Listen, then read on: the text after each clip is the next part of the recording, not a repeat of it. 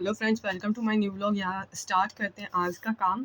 आज मैंने सबसे पहले किया है मैथ, और मैथ में हम लोग यहाँ पे जो क्वेश्चंस सर ने कराए थे कुछ रेशियो से संबंधित थे, तो वो क्वेश्चंस अब भी सही हो गए हैं बिकॉज थोड़े से इजी टाइप के थे।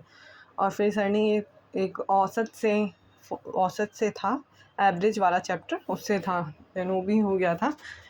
क्योंकि फिर ये वाला एक सर ने फार्मूला बताया था, ये फार्मूला सर बताए, फिर इससे रिलेटेड क्वेश्चन सर ने बोला था कि आगे कराएंगे। तो फार्मूला जब आपको पता हो तो आपके सारे क्वेश्चन जैसे एज इट इज़ अच्छे बनते हैं।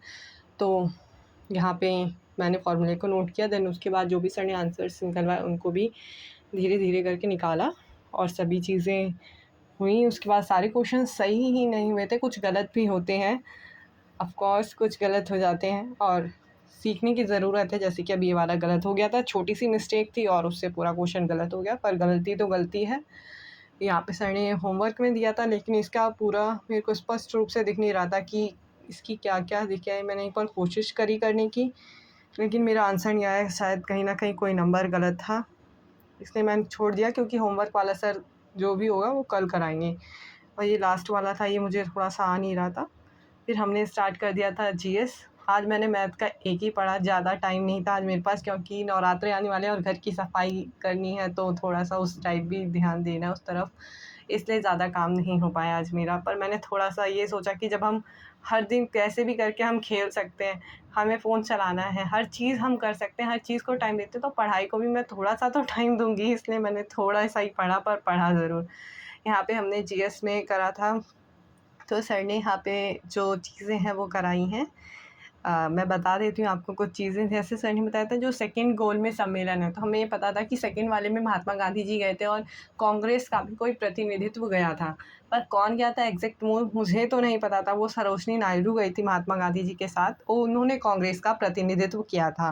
उसके बाद सर ने यहाँ पे बताया समुद्रगुप्त के जो दरबारी कवि थे वो हरिशेन थे, और इन्होंने प्रयाग प्रशस्ति भी लिखी है, जिसमें विभिन्न काल के राजाओं का वर्णन है, और प्रयाग प्रशस्ति जो लिखी गई है वो संस्कृत भाषा में लिखी गई है।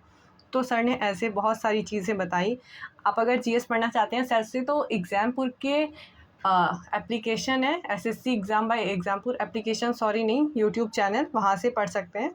और वहाँ से ही मैं पढ़ती हूँ, विनीश सर करके इनका नाम है सर का, तो पढ़ सकते हैं।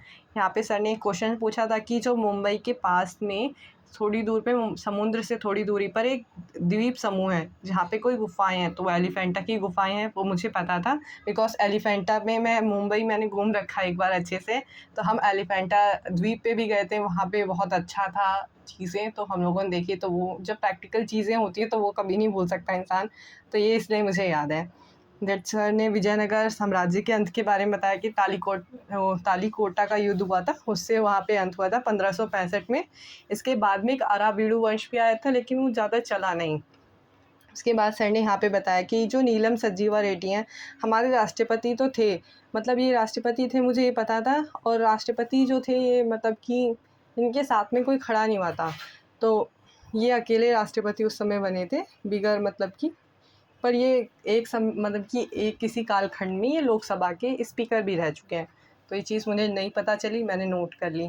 देन यहाँ पे हमने इंग्लिश स्टार्ट किया था। आज मैं इंग्लिश के ज़्यादा वीडियोस तो नहीं कर पाई हूँ, पर हाँ मैंने 2 कर लिया है। पहला मैम ने रूट वर्ड से पढ़ाना सिखाया था, कि अगर कई बार ऐसा, मैम का जो मोटिव था मेरे को जहाँ तक समझ आया कि ऐसा वर्ड कई बार हमारे सामने आ रहा है जो वन वर्ड सब्स्टिट्यूशन है, हम उसका मतलब नहीं समझते, तो एक शब्द को तोड़ के उससे कैसे आप मीनिंग खुद निकाल के कोशिश कर सकते हैं, और आपका मीनिंग भी आ सकता है। तो मैम ने वो चीज़ें आज सिखाई। ज़्यादा चीज़ ना पढ़ाते हुए मैम ने पढ़ाया तो कम, पर हाँ कई बार हम फंस सकते हैं, हमें नहीं आ रहा है वर्ड, तो उसका मीनिंग हम खुद कैसे निकालें, वो चीज़ें मैम ने आज समझाई। हाँ, एक सारी क्लास में आपको ज़्यादा कंटेंट तो नहीं मिलता, पर हाँ कई बार चीज़ें जो होती हैं वो इम्पॉर्टेंट होती हैं, ये सोच के ठीक है।